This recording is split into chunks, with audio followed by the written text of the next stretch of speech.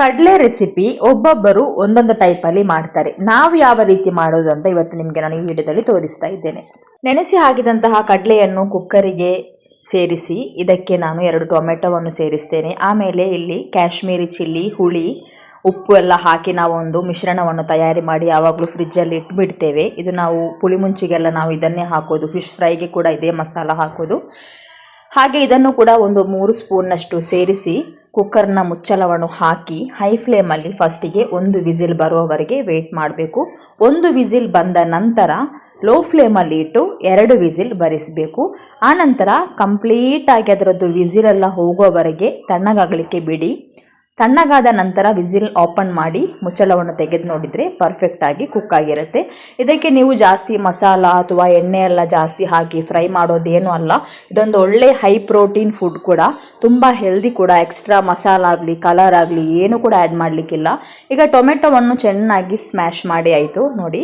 ಈಗ ನಾನು flame on ಮಾಡಿ ಸಣ್ಣದಾದಂತಹ ಒಂದು ಕಡಾಯಿ ಇಡ್ತೇನೆ. ಅದಕ್ಕೆ ತೆಂಗಿನ ಎಣ್ಣೆ ಹಾಕಿ, ಬೇರೆ ಯಾವ ಎಣ್ಣೆ ಕೂಡ ಯೂಸ್ ಮಾಡಬೇಡಿ, ಹೆಲ್ತಿಗೆ ಕೂಡ ತುಂಬ ಒಳ್ಳೆಯದು.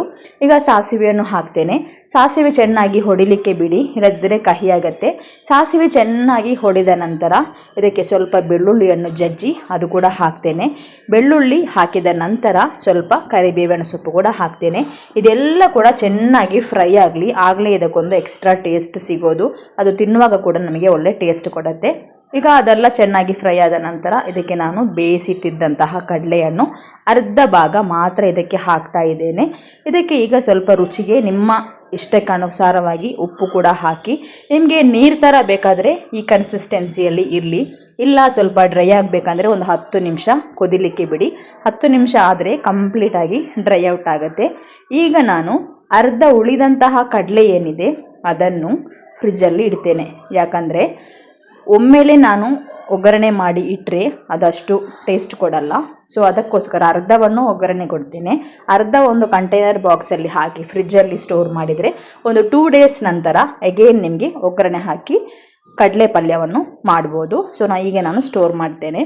ಈಗ ನಮ್ಮದು ಕಡಲೆ ನೋಡಿ ನೀರೆಲ್ಲ ಹೋಗಿ ಡ್ರೈ ಔಟ್ ಆಗಿದೆ. ನಿಮಗೆ ಡ್ರೈ ಇಷ್ಟ ಆದರೆ ಮಾತ್ರ ಡ್ರೈ ಮಾಡಿ, ಇಲ್ಲಾದರೆ ನೀರು ಥರನೇ ಇರಲಿ. ಈಗ ಡ್ರೈ ಆದ ನಂತರ ಇದಕ್ಕೆ ನಮ್ಮದು ತೆಂಗಿನ ತುರಿ ಏನಿದೆ ಅದನ್ನು ಕೂಡ ಇದಕ್ಕೆ ಸೇರಿಸ್ತಾ ಇದ್ದೇನೆ. ತೆಂಗಿನ ತುರಿ ಸೇರಿಸಿದ ನಂತರ ಸ್ವಲ್ಪ ಕೊದಿಲಿ, ಆಮೇಲೆ ಫ್ಲೇಮನ್ನು ಆಫ್ ಮಾಡಿಬಿಡಿ. ನಮ್ಮದು ಹೆಲ್ದಿಯಾದಂತಹ ಚನ್ನ ಮಸಾಲ ಇಲ್ಲಿ ರೆಡಿಯಾಗಿದೆ. ನೀವು ಕೂಡ ಈ ಥರ ಮಾಡಿ ಚಪಾತಿ ಜೊತೆ ಎಲ್ಲ ಸೇರಿಸಿ ತಿಂದರೆ ತುಂಬ ಚೆನ್ನಾಗಿರುತ್ತೆ, ತುಂಬ ಹೆಲ್ದಿ ಕೂಡ.